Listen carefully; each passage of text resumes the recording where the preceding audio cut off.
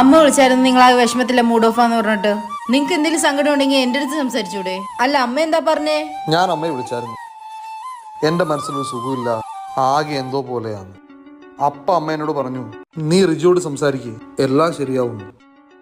നിങ്ങളുടെ മനസ്സിൽ സുഖമില്ലാത്തപ്പോ എന്റെ അടുത്ത് സംസാരിക്കാം. അപ്പൊ നിങ്ങളുടെ മനസ്സിൽ സുഖമുള്ളപ്പോ നിങ്ങൾ ആരുടെ അടുത്ത് സംസാരിക്കാറ്? നിങ്ങൾ സംസാരിക്കാറുള്ള വ്യക്തി ആണാണോ പെണ്ണാണോ? നിങ്ങൾ സംസാരിക്കാറുള്ള വ്യക്തി 30 വയസ്സിന്മേൽ പ്രായം? നിങ്ങൾ സംസാരിക്കാറുള്ള വ്യക്തി പഴയ കോളേജ്, നിങ്ങളുടെ ഓഫീസ്, എന്റെ ബന്ധുക്കാർ?